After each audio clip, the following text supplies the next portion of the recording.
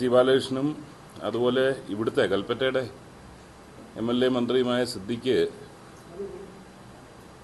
വയനാടിൻ്റെ വിഷയങ്ങളുടെ രൂക്ഷത എപ്പോഴും ധരിപ്പിച്ചുകൊണ്ടിരിക്കുകയാണ്. അത് വെച്ചുകൊണ്ട് ഔദ്യോഗികമായി തന്നെ വന്ന് ഒന്നിൽ കൂടുതൽ ദിവസങ്ങൾ വയനാട് ചെലവഴിക്കേണ്ടി വരും ഇവിടുത്തെ കാര്യങ്ങളുടെ ഒന്ന് പഠിക്കാനും പരിഹാരം പൂർണ്ണമായി നിർദ്ദേശിക്കാനും.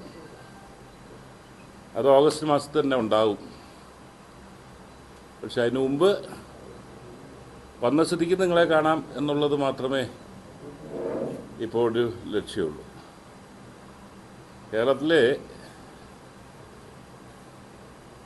മനുഷ്യ വന്യജീവി സംഘർഷത്തിൻ്റെ ഏറ്റവും രൂക്ഷമായിട്ടുള്ള മേഖല വയനാടാണ്. ഞാനത് പഠിക്കാൻ ശ്രമിച്ചപ്പോൾ വന്ന മറുപടി മൊസൈക്ക് ഇടുന്ന പോലെയാണ്. മൊസൈക്കിനകത്ത് വ്യത്യസ്ത ചിപ്സ് ഇടുന്നത് പോലുള്ള ഒരു ടെറൈനാണ്. മനുഷ്യവാസവും വനവും അങ്ങനെ ചേർന്ന് കിടക്കുന്നതാണ്. അതുകൊണ്ടാണ് വളരെ രൂക്ഷമായ പ്രശ്നം നിൽക്കുന്നത്. എന്താണെങ്കിലും ഗവൺമെൻറ് കയറി ആദ്യം തീരുമാനിച്ചത് വയനാടിൻ്റെ ക്യാരിയിങ് കപ്പാസിറ്റി പഠിക്കാൻ. അത് വൈൽഡ് ലൈഫ് ഇൻസ്റ്റിറ്റ്യൂട്ടിനെ അത് ചുമതലപ്പെടുത്തി. പ്രത്യേകിച്ച് കടുവകളുടെ എണ്ണവും ആനയുടെ എണ്ണത്തെക്കുറിച്ചുള്ള ക്യാരിയിങ് കപ്പാസിറ്റി പഠിക്കാനുള്ള തീരുമാനമെടുത്തു. ഓഗസ്റ്റ് 6-ാം തീയതി പാലക്കാട് വെച്ച് വൈൽഡ് ലൈഫ് ഇൻസ്റ്റിറ്റ്യൂട്ടിൻ്റെ മേധാവികളും സയൻറ്റിസ്റ്റുകളും അടക്കം ഇരുന്നുകൊണ്ട് ഈ കാര്യങ്ങളുടെ ആദ്യ ചർച്ച നടക്കുകയാണ്.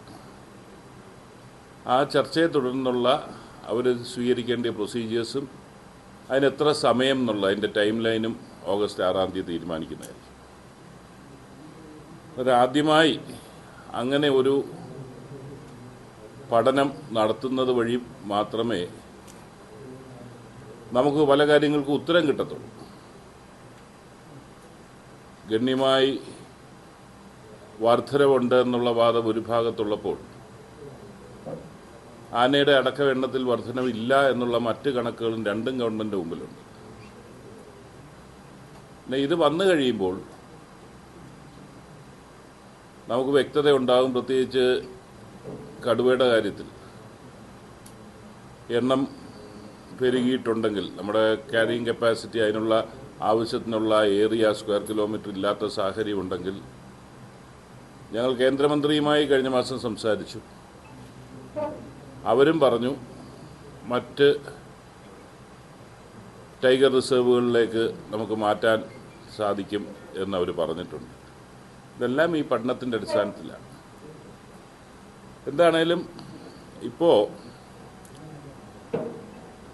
ഗവൺമെൻറ് ഒരു 100 ദിന പരിപാടി പ്രഖ്യാപിച്ചിട്ടുണ്ട്.